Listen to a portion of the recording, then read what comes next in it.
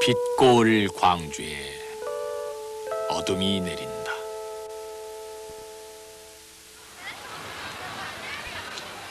휘황한 불빛과 인파로 붐비는 거리에 내려서면 광주는 연희 도시와 다름없이 낮과는 달라진 모습으로 우리를 만난다. 오가는 사람들, 이들의 무심한 모습에서 80년 5월에 참담했던 기억을 끌어내기란 쉽지 않다. 그러나 그들은 정녕 잊었는가? 그네들의 낯익은 이웃과 형제, 그리고 우리는 정녕 잊었는가? 이곳에서 사라져간 수많은 우리의 핏줄.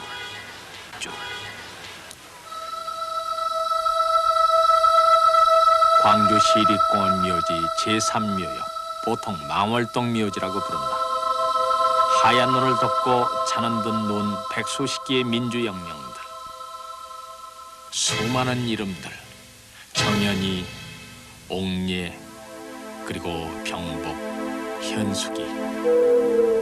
그 낱낱의 죽음들이 하나가 되어 민주의 성지로 화한 곳.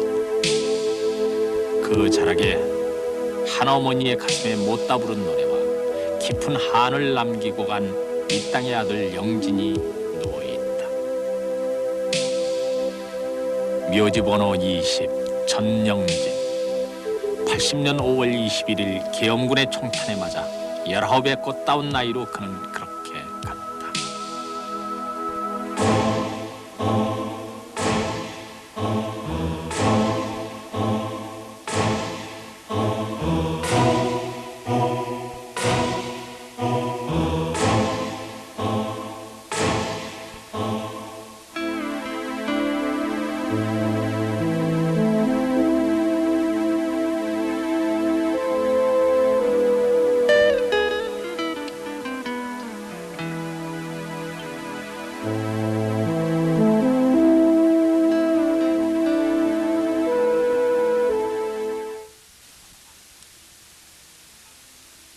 광주시 중흥동의 작은 연립주택 한 켠.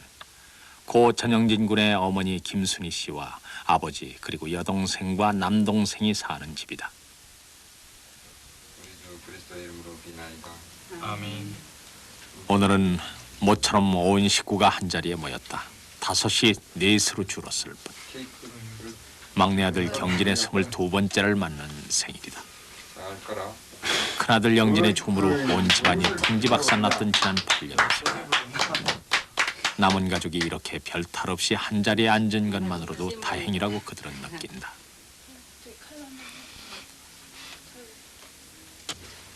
아버지 전계량 씨는 유족회의 회장 일을 맡고 있다. 여동생 서연양은 지난해 9월 강진의 한 중학교의 국어교사로 발령받아 그곳에서 학생들을 가르치고 있다. 이거 내가 만들었다. 이거 좀. 엄마 솜씨가 뭐냐? 어떤 것이냐? 막내 아들 경진 군은 신부가 되기 위한 사제 수업 도중 군 복무를 하고 있는 방위병이다.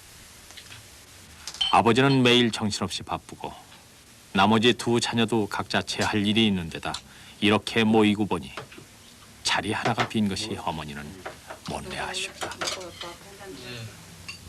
이런 자리에 형님도 같이 계셨으면 참 좋았을 텐데. 내가 민자와 86년 5.18 육주기 추모 시위 중 최루탄에 맞아 오른쪽 눈을 거의 실명한 서연양의 부산. 영진군의 죽음에 이어 다시 한번 온 가족을 비통의 도가니로 몰아넣었다. 경진도 계속되는 가족의 불행에 한때나마 신앙의 회의를 갖고 방황했던 적도 있었다. 항상 자랑 그런 마음 가지고 있는데 이런 자리를 그러나 하다 보니까 이제 식구 하나하나가 이 어려움을 딛고 일어섰다. 어떤 계기가 마련되면 항상 생각지고.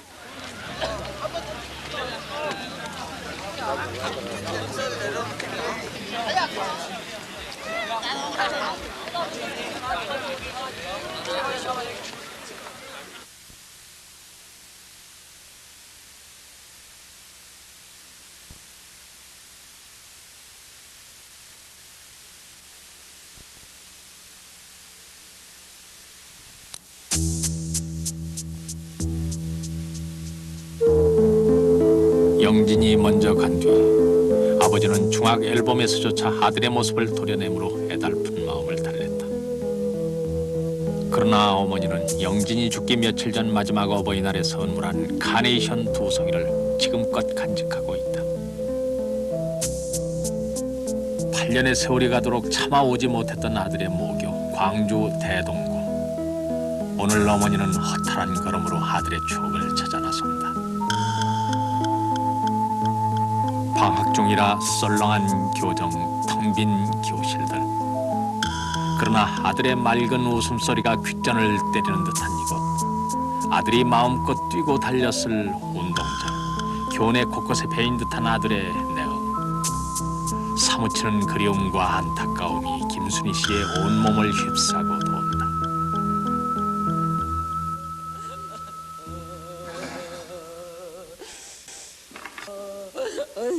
이 땅의 모든 어머니가 그러하듯 자식 사랑하는데 세상 어느 족속에게 우리가 뒤지랴.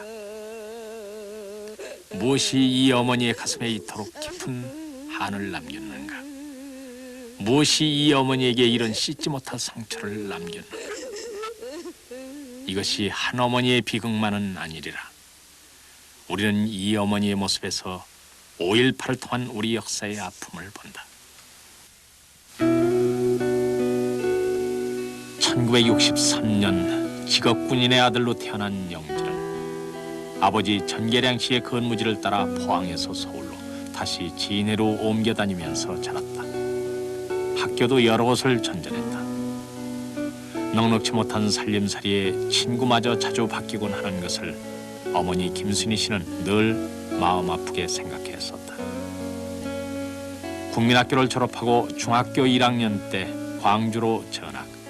아버지와 자신의 고향 무한히 가까운 이곳 광주에서 생애 마지막 5년을 보낸다. 영진이 군인의 총에 세상을 떠난 80년 당시 아버지는 현역 해군 상사로 광주 통합병원에 근무 중이었다.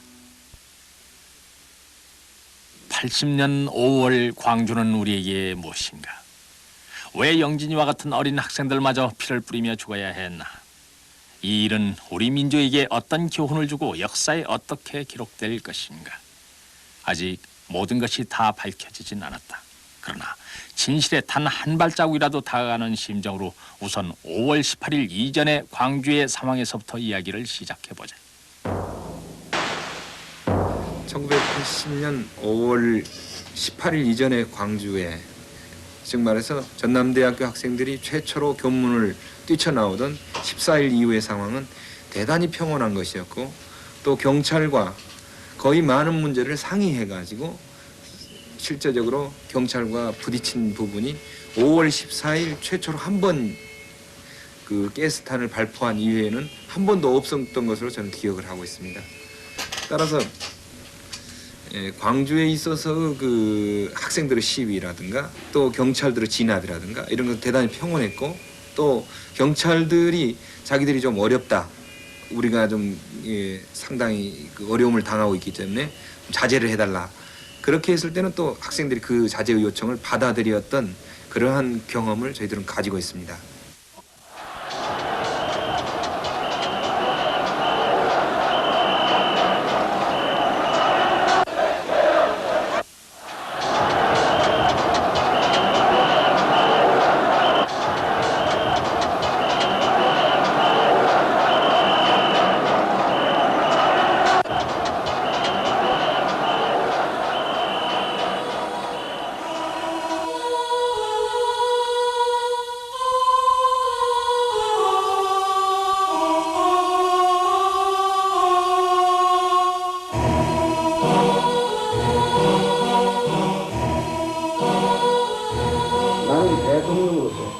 헌법과 관계 법령의 규정된 바에 입각하여 1980년 5월 17일 24시를 기하여 현 지역 계엄을 전국 비상계엄으로 전환 선포하고 국가의 기강과 사회 안정에 필요한 조치를 취한 것입니다.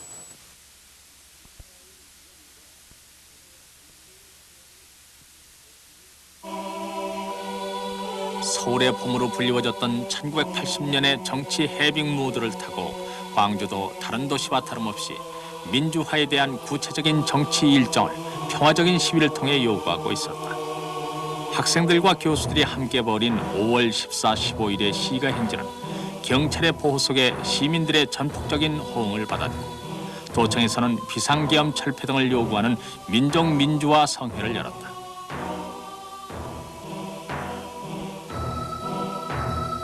전국이 5월 15일 이후 소강 상태에 들어가자 광주의 학생들도 5월 16일 질서 있는 횃불 시위를 끝으로 일단 시위를 중단했다.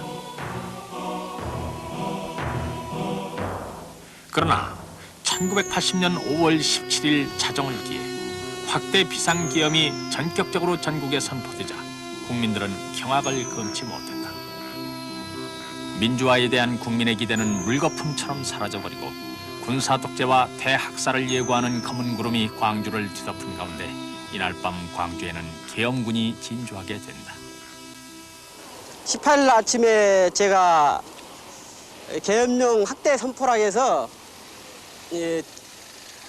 정문 앞에가 굉장히 사람들이 웅성웅성하더라고요. 그래서 제가 일을 멈추고 다리를 나와봤어요. 정문 앞을 나와봤는데 공수단들이 12명이서 조를 짜가지고 이게 곤봉과 대검을 가지고 섰더라고요. 학생들이 정문으로 들어간다.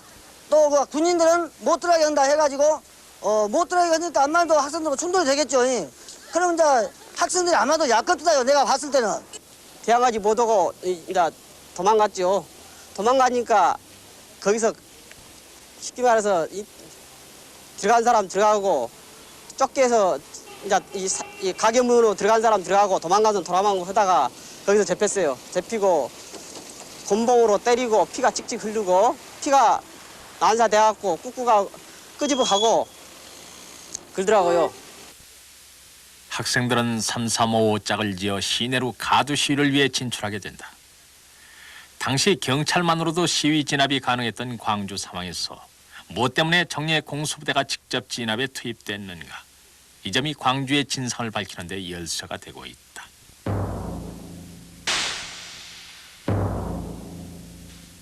저희들은 저희 동료들하고 같이 바라보고 있다가 도저히 이런 상태에 이래서는 안 되겠다 해가지고 다시 재차 교문을 통해서 나왔습니다. 그래가지고 저희가 충돌한 것은 바로 여기 교문에서 빠져나온 사거리입니다. 강남로 사거리요. 여기서 대체하다가 도저히 수적으로 놔두는 화력으로 저희들이 열쇠가 놓여 있었기 때문에 다시 학교 쪽으로 다시 밀립니다. 그래서 저희들은 피하다가 화장실로 도망갔는데 화장실까지 쳐들어옵니다. 그 공수부대가.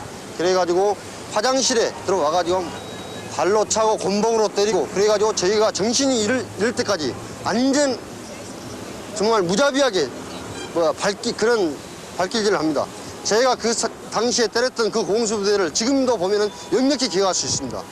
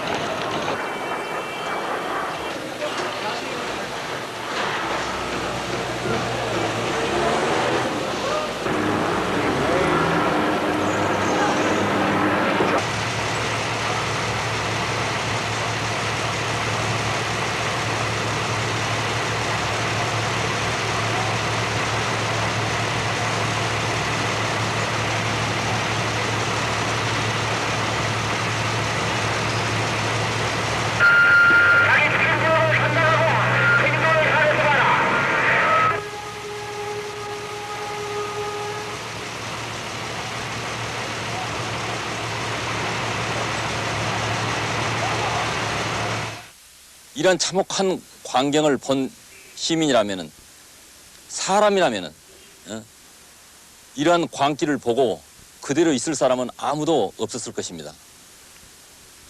이 당시 그동안에 많은 문헌들이나 보고에서도 밝혀졌습니다마는 5월 18일부터 약 3일 동안에는 주로 여러 병원들에 칼에 찔리거나 몽둥이에 맞아서 뼈가 부러지거나 머리가 깨지는 등 주로 자상과 타박상 환자들이 절대 다수를 차지하고 있습니다.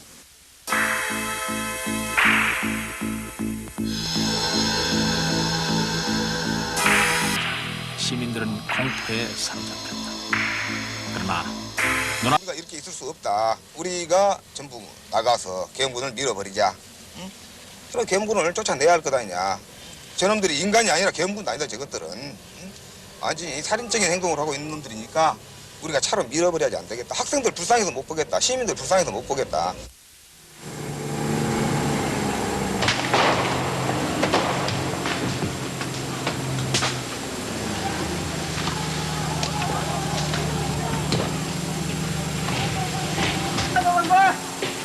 아이 잡지 마세요. 잡지 마세요. 때리지 말고 잡지 마세요.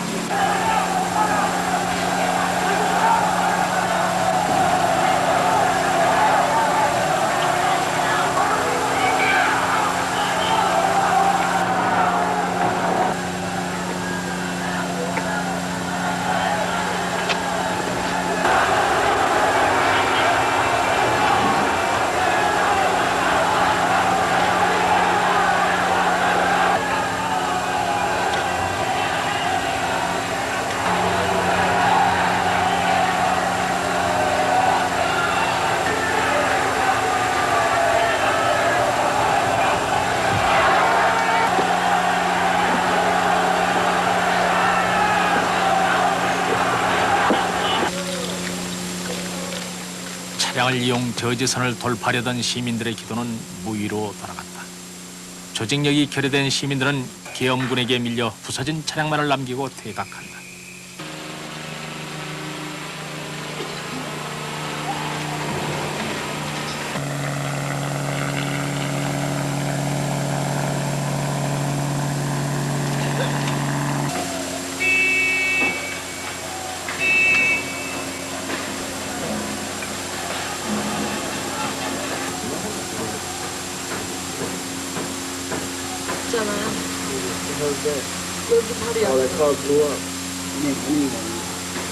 그 이튿날도 공수부대의 그러한 만행들이 계속되면서 시민들이 분노하기 시작을 했습니다. 그래서 시민들이 들고 나온 것이 몽둥이라든가 연탄 집게라든가 집에서 주방에서 쓰는 식칼 같은 것을 들고 나왔습니다.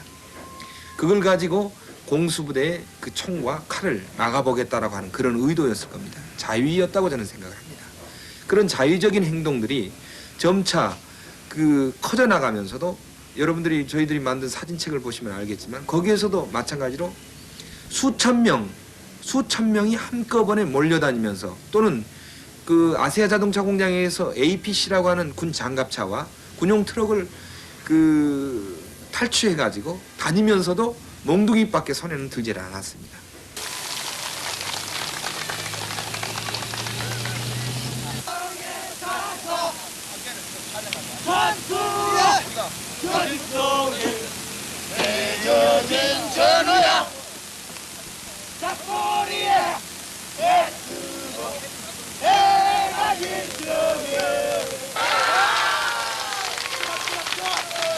이들은 시내 곳곳에서 시민들에게 열렬한 환영을 받는다. 5월 20일 이후 광주의 전 시민들이 거리로 나오게 되면서 상황은 광주 시민과 계엄군과의 대결이란 걷잡을 수 없는 양상으로 치닫게 된다. 석가탄신일인 5월 21일 도청 앞 금남로에서 계엄군에 의한 집단 발포로 엄청난 유혈 참사가 일어났다. 이후 시민과 계엄군과의 충돌은 무장 시가전의 형태를 띠게 된다. 이날 도청 앞 발포 상황은 아직까지도 그 책임 소재 등 진상이 제대로 규명되지 않고 있는 형편이다. 그날 현장에 있었던 목격자의 증언을 들어본다.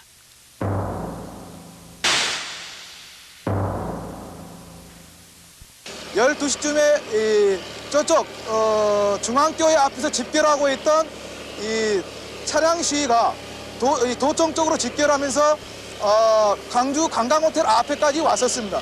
그때 장갑차 한 대가 인도 쪽으로 배에서 빠져나와가지고 한 대가 시민들 사이를 열어가지고 시민들 사이에서 앞으로 서서히 진격을 하다가 한 사람이 장갑차 해치를 열고 목을 상반신 이만큼 정도를 내놓고 난 다음에 태극기를 위에 이렇게 들고 이렇게 도청 쪽으로 진격을 하다가 이 도청 쪽에서 총소리가 정확히 한 방이 땅 소리가 나자 그러고 난 다음에 수초 후에 집단 발포가 있었습니다.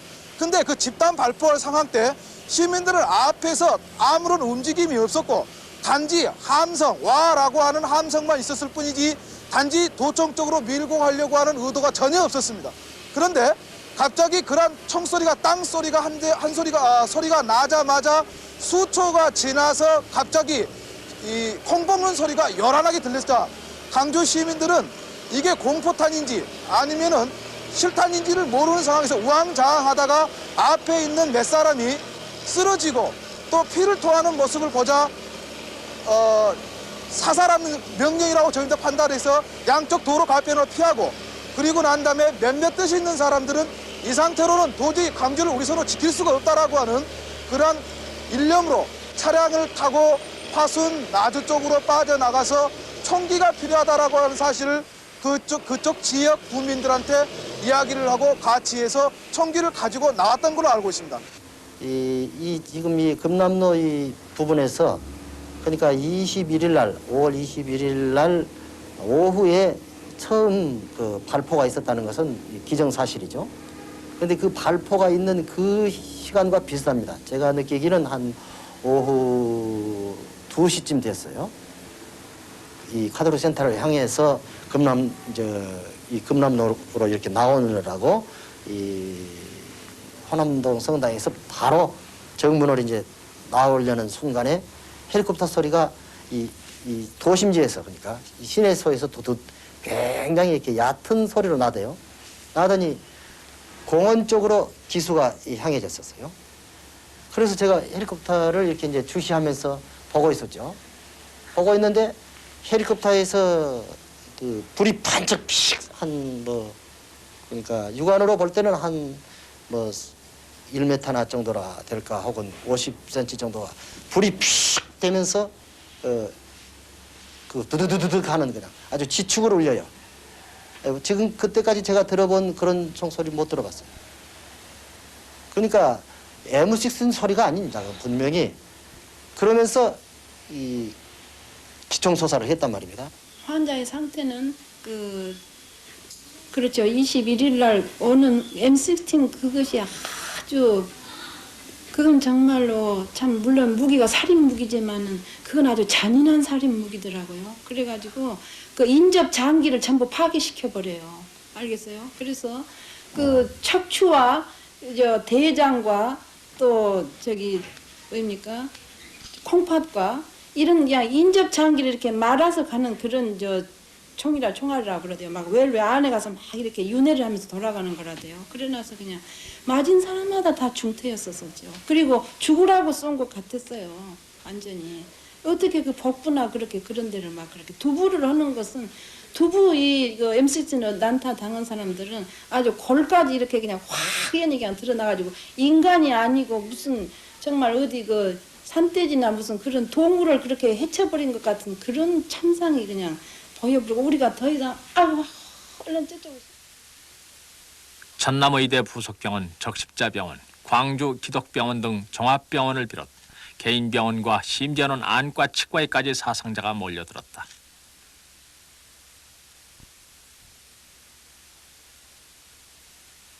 수술실은 물론 병실이 부족하여 복도에까지 환자들이 절비한 형편이었다.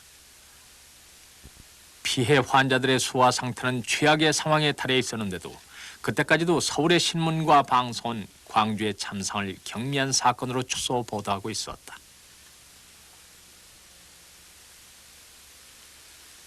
한편 영진군은 21일 오후 트럭을 타고 시위대에 합세 도청으로 나가다가 노동청 사거리에서 도청 옥상에서 쏜 계엄군의 총탄에 맞은 것으로 전해진다. 이제 우리 집에는 그 1시에 총 막 쏘기 시작하면서 맞아가지고 이제 그 실어다가 기독병원으로 가가지고 가는 도중에 이제 그 자리에서 막 죽어버리니까 그 영안실로 가서 그냥 이렇게 보니까 나무가 이렇게 딱 이렇게 생겨갖고 있더만. 근데 거기다가 잘 이렇게 놔뒀더랍니다. 가서 보니까. 그런데 딴 밑에는 그냥 나중에 많이 죽어갖고 들어온 사람들은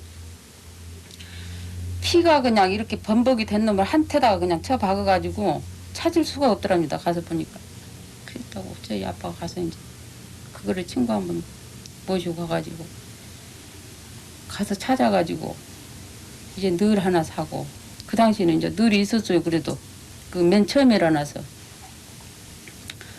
늘을 하나 하고 또 마포로 해가지고 친구분이 가서 옷 다 사가지고, 그래서 이제 두 분이 그 피투성이가 되어가지고 있는 것을 소독 사다가 닦아서, 그래서 여면옷 갔다 왔는데 보니까 이 옷체가 하얀 옷을 입고 왔는데 피투성이가 돼가지고 들어왔어요.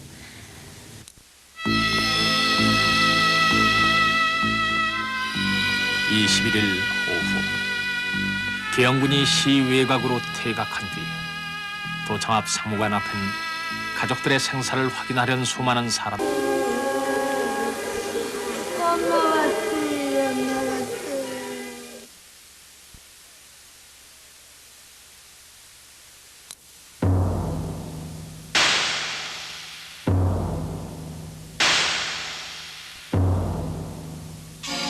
5월 21일 수많은 희생자를 낸 집단 발포가 있은 뒤 계엄군은 분노한 시민들에 의해 시 외곽으로 퇴각했다. 그 후 도청을 중심으로 하여 시민들은 계엄군의 공격에 대비하여 스스로 시민군이란 자위 조직을 갖추었다. 이들 무장 시민군들은 나름대로의 조직과 편성에 따라서 시내 각 지역에 배치되어 경계 근무에 들어간다. 한편 이들은 순찰과 시민 수송, 청소 및 촬영의 통제, 그리고 환자 수송 등의 업무를 수행하면서 마비된 행정력을 대신했다.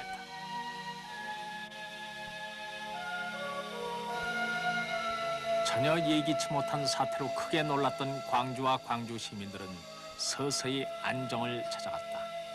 그리고 매일 수많은 시민들이 모인 도청 앞 분수대 근처는 시민들의 자유로운 의견이 오고 간 토론의 광장이었다.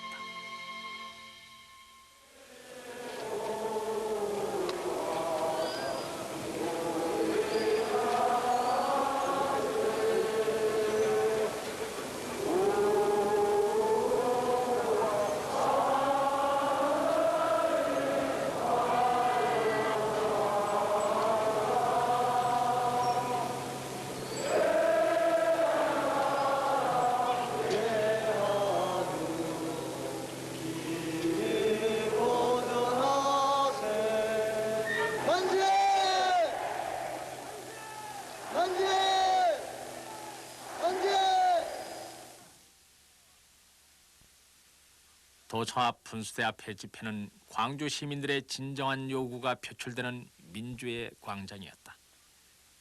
그러나 이때에도 각 언론 매체들은 무장 시민군들이 광주 시민에게 호응을 받지 못하고 있으며 광주는 격심한 생필품의 부족으로 시민들이 큰 어려움을 겪고 있다고 보도하고 있었다.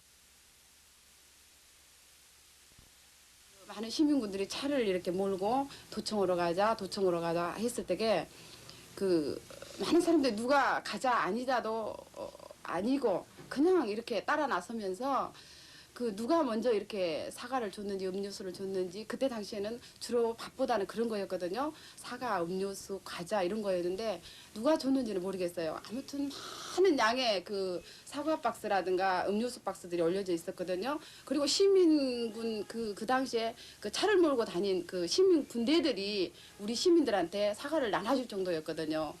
그리고 나서 제가 25일이든가 모르겠어요. 그때 당시에 도청에 있는 사람들이 밥을 먹을 수가 없다고 신부님께서 그 니들이 좀 이 일을 맡아줬으면 좋겠다라고 하셔가지고, 그때 그 저희들이 치사반을 맡았을 때 신김치를 거의 먹은 일이 없어요. 그만큼 이렇게 시민들이 많은 양의 그 김치나 또 생김치를 담아서 이렇게 날려주고요.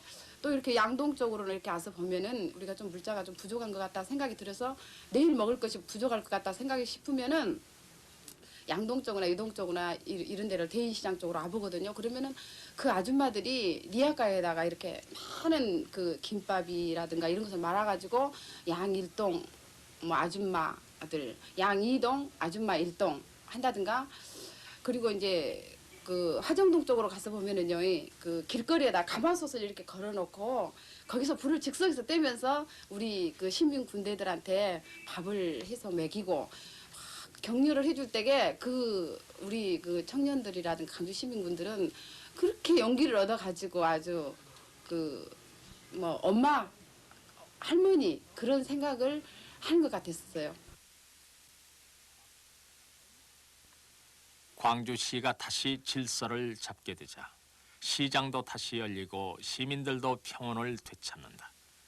약 일주일간의 시민 자치 기간이 계속되면서 같은 아픔을 지니게 된 광주 시민들은 그로 인해 더욱 진한 공동체적 우애를 서로 발휘한다. 그 이렇게 쭉 이렇게 늘어 누워 있으면서도 전부가 다 나를 왜 빨리 안 해준 거 그런 생각은 없어요. 다 더 심한 내 동료를 지금 치료하고 있겠지 하면서 자기가 다 모든 사람들이 정말 괴로우면서도 묵묵히 참으면서 어서 더 위급한 위급한 사람을 더 살려내 줬으면 하는 생각으로 그렇게 기다리고 피 흘리고 아프고 다 그렇게 있지. 뭐 보통 우리가 사는 세상 속에서처럼 무슨 자기의 그 이기심이랄지 그런 거 도저히 찾아갈 수 없는 그런 참 성스러운 모습들이었죠. 5월 22일경 주로 학생과 사회지도급 인사로 조직된 수습대책위원회의 주된 활동은 계엄군과 협상하여 사태를 수습하는 일, 그리고 총기를 회수하는 일이었다. 그러나 광주 시민의 요구가 제대로 받아들여지지 않는 상황에서 일방적으로 총기를 회수하는 데 대한 반대 의견도 서서히 대두하기 시작했다. 언제 계엄군이 밀어닥칠지 모르는 불안한 심리가 바닥에 깔려 있었던 것이다. 그러나 총기를 회수하는 작업은 자체적으로 계속해서 진행됐으며 어려운 상황 속에서도 시민군 스스로 조직한 치안유지반의 활동으로 큰 사건 없이 비교적 평온을 유지하고 있었다.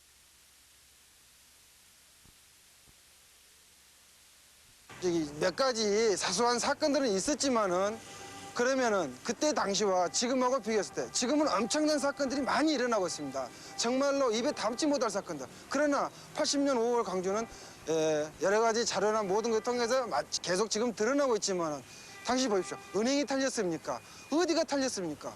단지 세무서가 국민의 세금을 내니까 이 계엄군들이 와서 광주 시민들을 학살하니까 거기 가서 불질러 불고 방송을 오도로 하니까 우리를 폭도라고 오다니까 MBC, KBS 불리주고 그 외에 큰 사건이 뭐가 있었습니까? 하나도 없었습니다. 저는 지금 제 자손 후대까지 그것은 자주 자랑스럽게 얘기할 수 있습니다. 정말로 그때 당시에는 정말로 뭐 전쟁도 이상 가는 것이지만은 정말로 평화로웠습니다.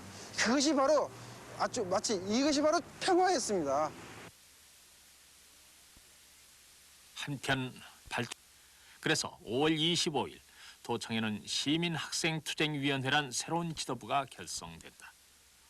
이들은 구속자 석방과 사망자에 대한 시민장 거행, 사후 보복 금지 등 광주 시민들의 직결된 의견을 관철시키고자 했다.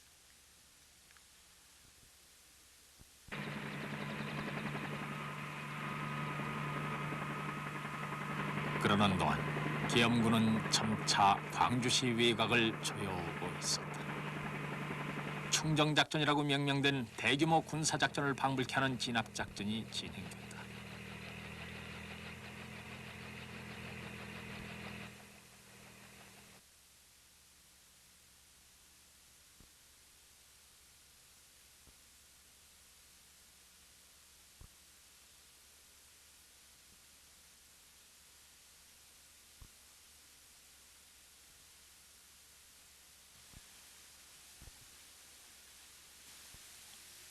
결국 시민들 스스로 질서를 유지하며 지낸 일주일간의 자치 기간도 그 종말을 맞고 있었다. 기영군의 재진입 소문이 무성해지자 불안해진 광주 시민들은 철수했던 바리케이트를 다시 설치하며 서로의 앞날을 걱정하기 시작한다. 저희들이 오후 4시경에 시민 골기대를 해서 시민들의 의사대로 저희들은 따르기 위해서 그 행사를 주도를 했었습니다. 그런데 그 골기대에는 한 2만여 명의 시민들이 모였었는데 그냥 무기를 버리고 투항하자는 일부 주장도 있었고 저희들처럼 적어도 시민장이라도 해야 된다. 광주 시민들의 그 사후에 보복하지 않는다는 몇 가지 그 주장들을 관철시키자는 의견들이 대다수였기 때문에 저희들은 26일 날 밤을 도청에서 지내면서 마지막까지 광주시를 사수하기로 결정을 했던 겁니다. 그 골기대가 끝나고 시가 행진을 한 2km 남짓하고 돌아온 숫자가 한 1000여 명 됐었습니다. 그 1000여 명 중에는 할아버지, 할머니들도 계시고 아줌마 또 어린 국민학생들, 중학생들도 많이 있었습니다. 그래서 저희들은 그 사람들을 분리해가지고 마지막까지 광주시를 사수하겠다는 사람들이므로 부녀자들이나 할아버지들은 집으로 귀가를 시키고 젊은 청년들을 중심으로 해서 500여 명 저녁에 간단한 군대 훈련, 총기 훈련을 시키고 IWCA와 IMCA 그리고 도청 안의 3층 넓은 방에 그 사람들을 대기시켰던 적이 있습니다.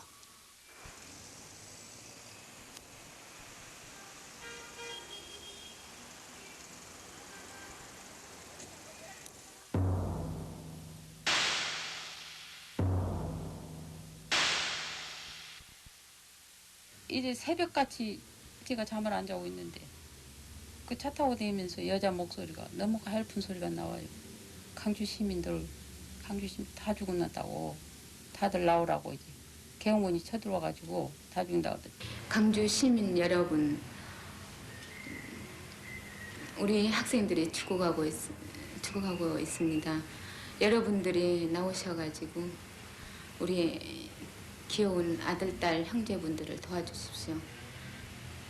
아마 그런 내용으로 계엄군이 쳐들어오고 있다는 그런 내용으로 방송을 했었던 것 같습니다.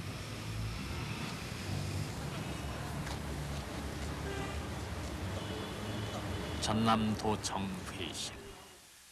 이곳은 당시 시민학생투쟁위원회의 간부들인 윤상원, 김영철, 이양현 씨 등이 27일 새벽 최후까지 계엄군과 맞서 싸우던 현장이다.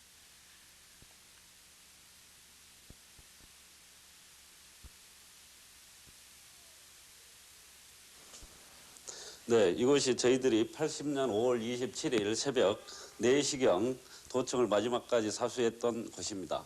바로 이 지하실이 그럴 때 TNT나 무기가 많이 있는 곳이었기 때문에 주력 부대가 이쪽에 모여야 되므로 저희들이 이쪽에 배치를 받았던 것입니다.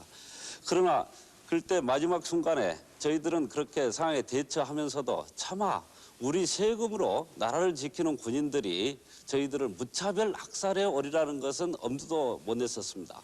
이 주의를 포위하고 나서 저희들한테 대화를 하면서 총 들고 나오라, 항복하고 나오라 하는 정도로 생각을 했었던 것입니다. 27일 그러니까 0시에 계엄군이 들어온다는 말을 제가 듣고 방송을 시작하게 했는데 제 방송 내용은 2시부터 기억이 돼요. 2시부터 처음 제가 방송하게 된 것은 김종배 씨가 그 수수대책위원장으로 계신 분이 계엄군이 지금 들어오고 있으니까 시민 여러분들이 합세해서 우리 학생들을 도와줄 수 있게끔 방송 내용을 해달라 부탁을 받아서 제가 2시부터 그 계엄군이 들어오기 직전 불이 꺼질 때까지 제가 방송을 했어요. 멀리서 동이 트어 오는 것 같은 그런 시각이었습니다.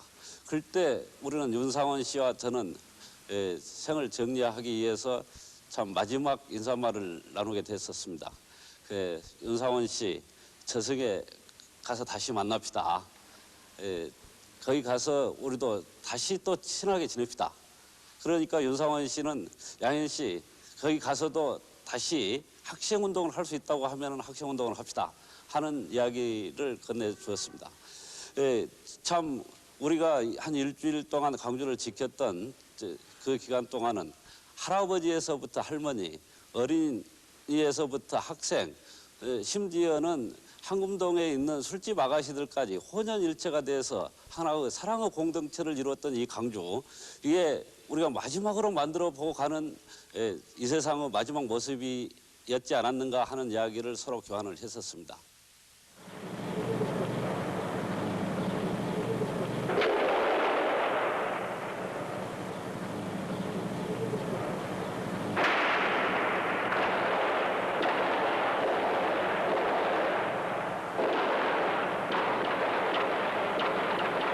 갑자기 윤상원 씨가 옆구리를 손대면서 아이고 하는 소리를 냈습니다.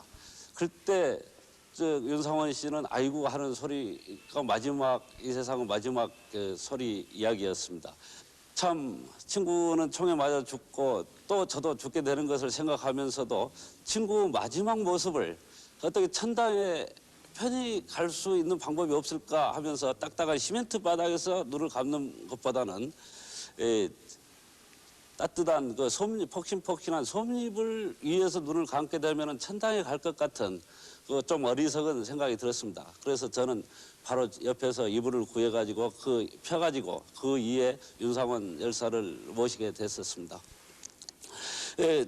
한참 경구는 16 소리는 드르륵 하고 저희들의 칼빈 소리는 핑하 하는 소리로 이렇게 싸우는데 싸움 자체가 되지 않았습니다.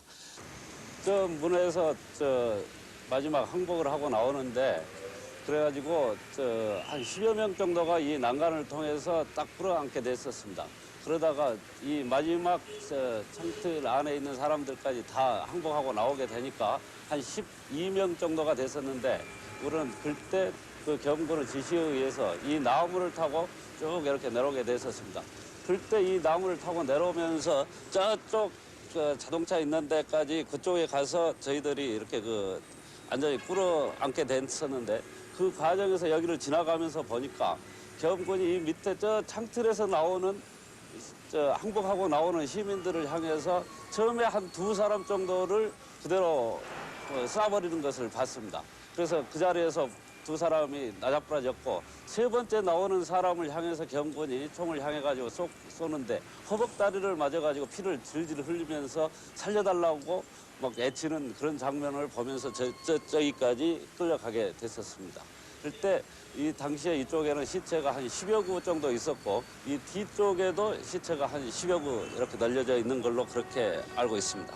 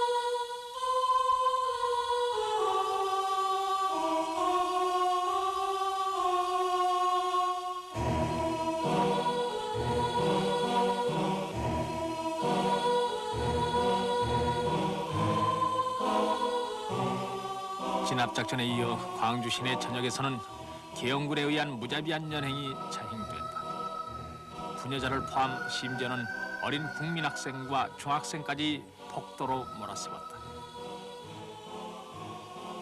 끌려간 그들은 이미 인간으로서의 존엄성을 박탈당한 존재들이었다.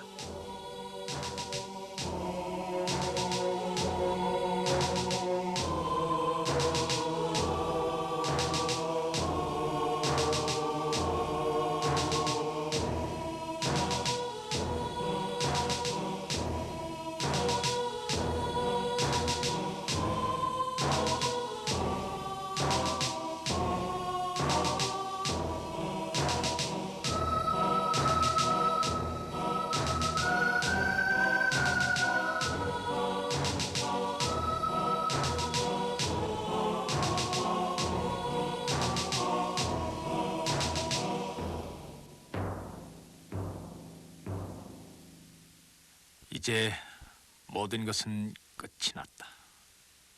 죽은 자와 산 자. 그 밖에 이곳 광주에 남은 것은 정녕 아무것도 없었다.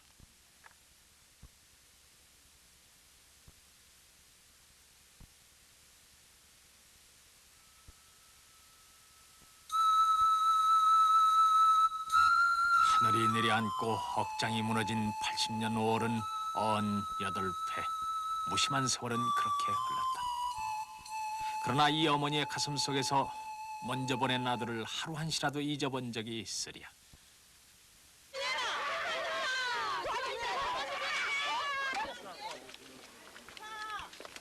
우리가 흔히 보아온 평범한 주부이자 한 어머니.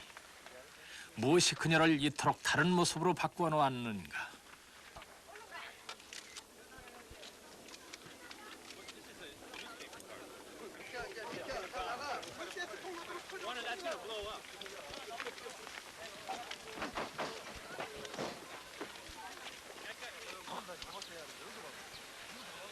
망월동 묘역에서 방화 사건이 있던 그날, 김순희 씨는 그 사건의 주범으로 광주경찰서로 이송 조사를 받았다.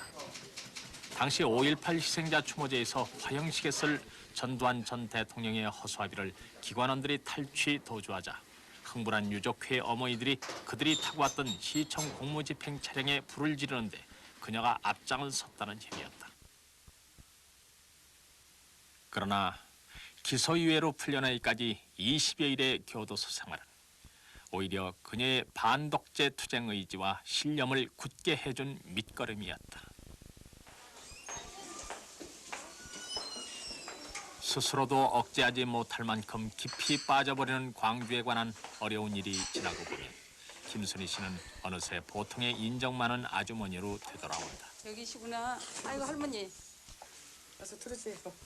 저쪽 병원으로 가셨다고. 기독병원에. 오늘은 80년 5월 아들을 잃은 연로하신 할머니를 찾아 뵙는 날. 할머니의 중학생 손자가 신문 배달을 하다가 교통사고를 당해 누워있는 이 병원은 그녀가 지난 8년 사이 빈번한 항의 시위 도중 진압경찰로부터 폭행을 당했을 때 입원 치료를 받은 인연이 있는 곳이다.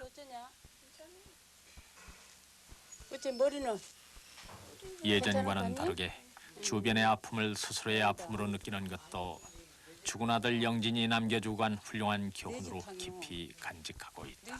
안 되지. 이런 사람도 눈물 참 울라면은 눈이가 맨 눈물 보이지만 안 울어. 할머니 울 때는 울어야 돼. 그래야 속이 시원한데. 안 울면 병이 생겨갖고 못 죽어. 눈물마저 거부해버린 이 주름진 노인의 속내에서 광주 항쟁의 유족들이 지닌 엄청난 슬픔의 깊이를 조금이나마 엿볼 수 있으리라. 그러셔가지고 아들이 억울하게 죽어왔는데 이제 빛도 보고 아들 한이 풀린 데 보고 돌아가셔야지. 광주. 아직 아무것도 제대로 해결된 것이 없다. 아직도 밝혀야 할 문제들이 산처럼 쌓여있다. 그러나 이곳 도청에서 내려다본 금남로는 오늘도 말이 없다.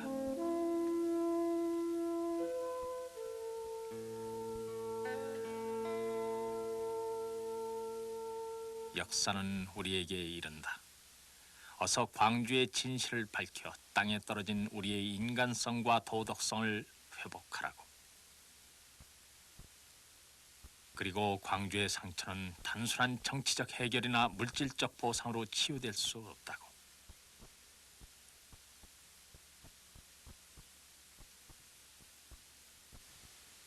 역사는 다시 우리에게 이른다. 광주는 짧은 기간에 일어난 지역적인 문제가 아니라 부끄러움과 아픔으로 남을 우리 모두의 문제라고.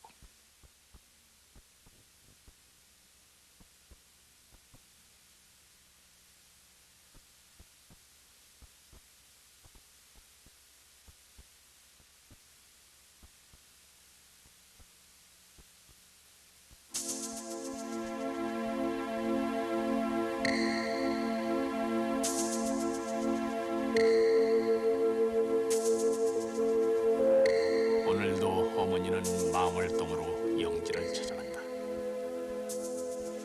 이제 그녀가 먼저 간 아들에게 해줄 수 있는 것은 아무것도 없다. 손에 든 국화 몇 송이, 생전에 좋아하던 귤 몇 개와 카스테라 한 쪽. 이것이 어머니가 아들에게 전할 수 있는 전부다.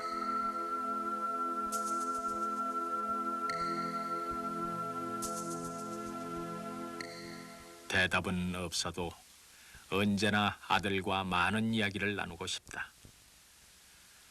오늘은 이해가 가는 마지막 날. 내일이면 새해가 밝는다. 내년엔 좋은 일들이 많이 생길 것이라고. 그리고 곧 너희들도 폭도의 누명을 벗고 떳떳하게 역사 앞에 서리라고. 그러나 언제나 그날이 올런지 혼자 남은 어머니는 아들이 살아서 못다 부른 노래를 다시 부른다.